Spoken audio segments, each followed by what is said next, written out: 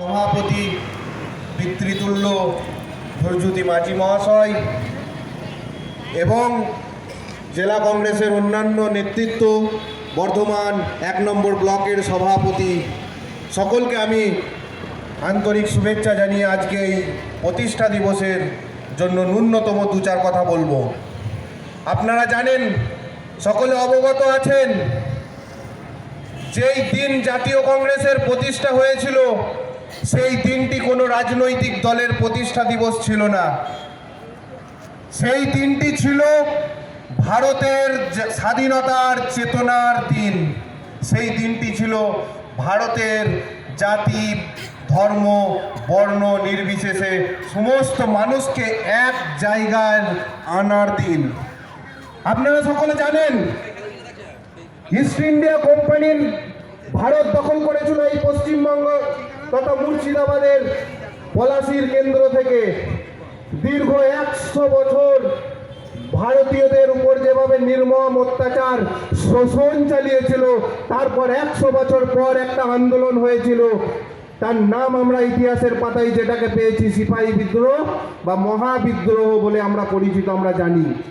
যেখানে জাতি, ধর্ম, বর্ণ, আপামর জনগণ সেই ইস্ট ইন্ডিয়া কোম্পানিকে ক্ষমতাচ্যুত করেছিল এবং তারপর থেকে ভারতের ক্ষমতা চলে যায় স্বয়ং ইংরেজদের হাতে তথা ইংল্যান্ডের রানীর হাতে। কিন্তু তারপরে সেই বিদ্রোহকে দমানোর পর আবারও ভারতের মানুষজন জাতি ধর্ম বর্ণের নামে ভাঙতে শুরু করে। তারপরেই শুরু হয় আপনার 1885 খ্রিস্টাব্দে জাতীয় কংগ্রেসের সূচনা। সেই সূচনায় থেকেই আবারও মানুষকে জোড়ার কাজটা করেছিল ভারতীয় জাতীয় কংগ্রেস। আপনারা সকলে অবগত আছেন, আমি বারে বারে একটা কথা বলি, আজকে ভারতে প্রচুর রাজনৈতিক দল আছে যারা ভারতে রাজনীতি করছে, বলে আমরা জনগণের রাজনীতি করছি। কিন্তু আপনারা একটা কথা মনে রাখবেন বা তাদেরকে কোশ্চেন করবেন, আগে বলুন তো যে ভারত যেদিন স্বাধীন হয়েছে সেই স্বাধীনতার পিছনে কোনো রাজনৈতিক দলের হাত আছে? আর যদি হ্যাঁ হয়ে থাকে, সেই উত্তরটা একটাই আসবে, সেটা হচ্ছে ভারতীয় জাতীয় কংগ্রেস। কেননা একমাত্র ভারতীয় জাতীয় কংগ্রেস রাজনৈতিক দল, কিন্তু একমাত্র দল যে ভারতের স্বাধীনতার সংগ্রামে অংশগ্রহণ করেছিল। শুধু ভারতের স্বাধীনতা সংগ্রামে অংশগ্রহণ করে আজকে বিজেপি, আজকে তৃণমূল বিভিন্ন রকমভাবে জাতীয় কংগ্রেসকে কালিমা মুক্ত করতে চায়।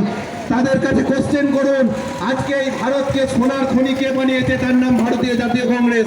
আজকে আমরা এই বাংলায় বসে আছি, বাংলার বর্ধমানে বসে আছি, আপনারা কোশ্চেন করুন, আজকে এই বর্ধমান বিশ্ববিদ্যালয় কে তৈরি করেছে? আজকে কোশ্চেন করুন, বর্ধমানের হসপিটালটা কে তৈরি করেছে?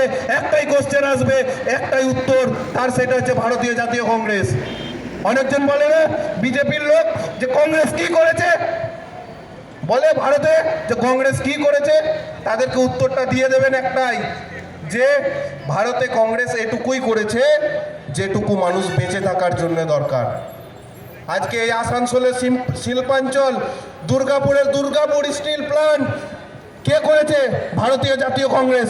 দুদিন আগে বন্যা কবলিত মানুষে আমাদের মুখ্যমন্ত্রী কি দোষ দিচ্ছিল? মাইথন ড্যাম থেকে জল ছাড়া হচ্ছে, তাই আমরা বন্যা হচ্ছে। আপনারা জানেন, এক সময় এই বাংলার বর্ধমানের দুঃখ বলা হতো এই দামোদর নদীকে। এই দামোদর নদী বন্যা কবলিত এরিয়া, এই মাইথন ব্রিজ তথা ডিবিসির পরিকল্পনা নিয়ে এসেছিল জাতীয় কংগ্রেস, যার কারণে শত হাজারো কোটি মানুষ সেই বন্যা কবলিত এরিয়া থেকে বাঁচতে পেরেছিল। তারপরেও আমাদের উপর আজকে কোশ্চেন আসে যে ভারতীয় জাতীয় কংগ্রেস কি করে।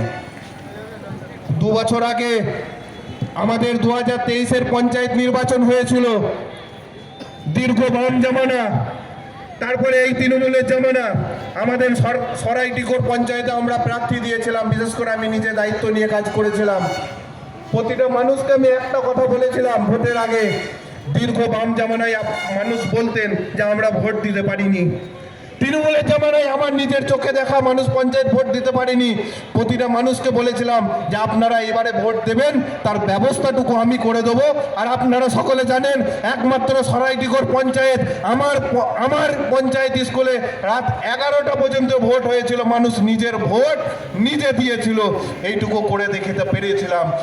তখন ভোটের আগে আমাদের কিছু কানে এসেছিল, কি কথা না, কংগ্রেসের কালো হাত ভেঙে দাও গুঁড়িয়ে দাও, দুই একজন বলেছিল। তার জবাবটুকু আমি হয়তো সেই দিন দিইনি। আর আমি, আপনারা সকলে জানেন, আমি রাজনীতি করি জনসেবার জন্য। অ্যাকচুয়ালি রাজনীতি হচ্ছে জনসেবা। আমরা কয়েকদিন আগেও মেডিকেল ক্যাম্প করে এলাম, আগের দিনই, তো আমি ওই সব নিয়ে বেশি থাকি, তো জবাব আমি সাধারণত দিই না, প্রয়োজন বোধ করি না, কিন্তু আজকে দিতে বাধ্য হচ্ছে এইটুকুই যে কংগ্রেসের কালো হাত ভেঙে দাও গুঁড়িয়ে দাও যারা বলছেন, তাদেরকে বলুন একবার কোন কংগ্রেসের কালো হাত ঘুরিয়ে দাও? যেই কংগ্রেস তোমাদেরকে আজ বড় করেছে, যেই কংগ্রেস আজ তোমাদেরকে শিক্ষা দিয়েছে, যেই কংগ্রেস আজ স্বাস্থ্য দিয়েছে, হসপিটাল দিয়ে, তাদেরকে আপনারা বলছেন কংগ্রেসের কালো হাত ভেঙে দাও গুঁড়িয়ে দাও। সুতরাং সময় সংক্ষিপ্ত, আরো পরে বক্তা আছে, এইটুকুই বলবো, আপনারা ভালো করে বিবেচনা করুন, নিজের বুকে হাতটা রেখে বলুন জাতীয় কংগ্রেস ভারত তথা পশ্চিমবাংলার জন্য কি করেছে। শুধু সাধারণ মানুষের জন্যই নয়, জাতি ধর্ম বর্ণ নির্বিশেষে মানুষের শিক্ষার জন্য, মানুষের স্বাস্থ্যের জন্য, মানুষকে চলতে গেলে, পড়তে গেলে, বলতে গেলে, শুতে গেলে যতটুকু দরকার সেটা জাতীয় কংগ্রেস করে গেছে বলে আজকে আপনারা স্বাধীনভাবে ঘুরতে পারছেন। তাই পরিশেষে একটা কথাই বলবো যে আজকের আমাদের এই সভা সাকসেসফুল তো হয়েইছে, আগামীতে আরও সভা হবে। এই সভার দায়িত্ব হচ্ছে জনগণের, কারণ জনগণের দায়িত্ব নিয়েছে কংগ্রেসের দায়িত্বটুকু জনগণকে নিতে হবে। এই বলে আমি আমার সংক্ষিপ্ত বক্তব্য শেষ করলাম। অনেক অনেক ধন্যবাদ, অনেক অনেক শুভেচ্ছা, ধন্যবাদ।